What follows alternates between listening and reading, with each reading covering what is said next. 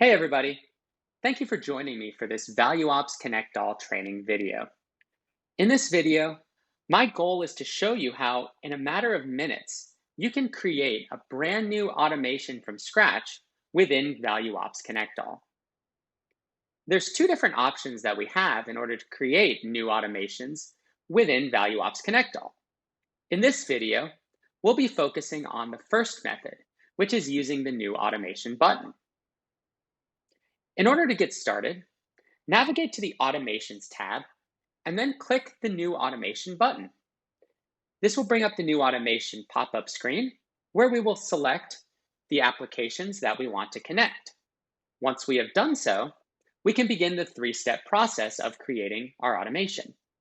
For step one, we're going to be establishing which environments within those particular applications we want to connect. In step two, we'll be determining which entities we want to connect within each of those environments, as well as the issue types that we're going to focus on. Then finally, in step three, we're going to determine which fields and values within those fields, if necessary, are going to be mapped together and in what direction. So let's walk through how to do this in the product itself. So the first thing we're going to need to do is navigate to the Automations tab. On this tab, you'll notice in the upper right-hand corner, we have the New Automation button. After we click on this, we need to select on the left-hand side the first application we're going to connect, and then we need to select on the right-hand side the second. We can choose our automation type from here, and we can give our automation a name. Once we click Configure, we'll then be in step one, which is the Connection tab. Now on the Connection tab, we can either create a new connection for that particular application, or if we already have one built, we can go ahead and select the available connection. We can do the same thing on the right-hand side for the second application. And then from here, we're going to need to click Validate Connection.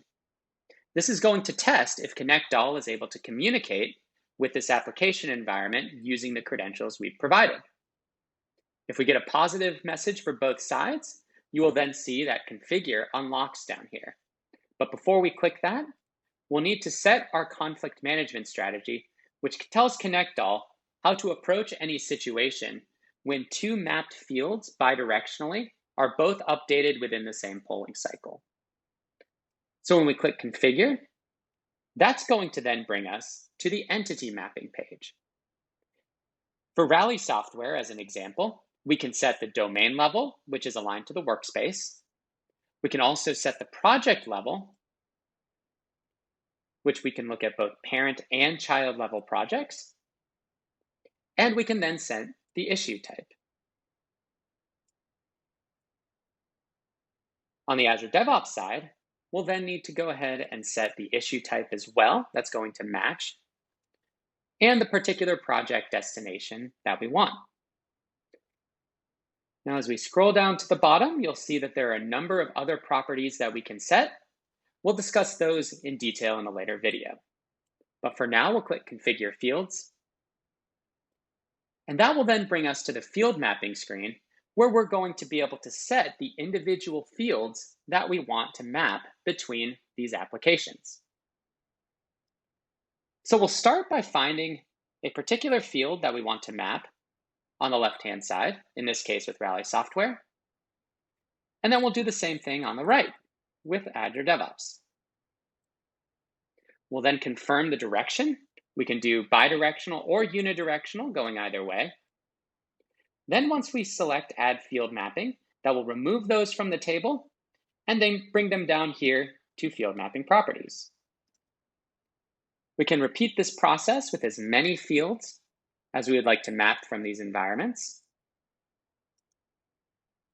Each of these fields are imported directly from both the connection environment that we set in the first step, as well as the individual projects and issue types that we set in the second.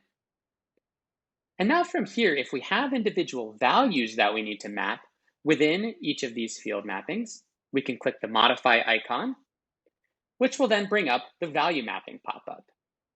From here, we can go ahead and map any of the values together that are related so that ConnectALL will know where exactly it needs to send any individual record that's based upon these values.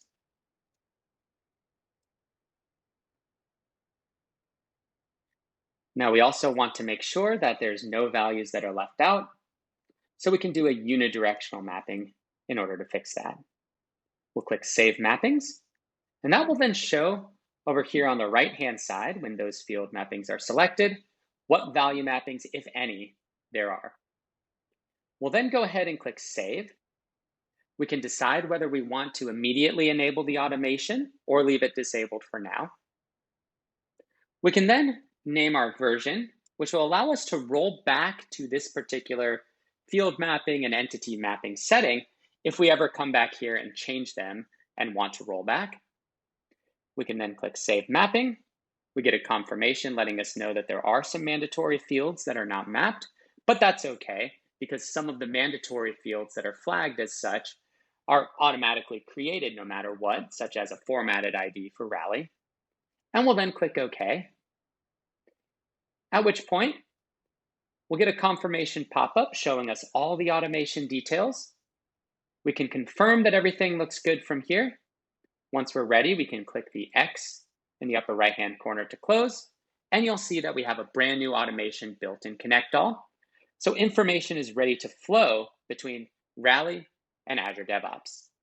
Now, although I used those two applications as the example, that same process that we walked through is going to be what you'll do no matter what applications you're looking to connect. You'll need to start your new automation, and then you'll walk through the 3 steps of choosing your connections, setting your entities, and mapping your fields.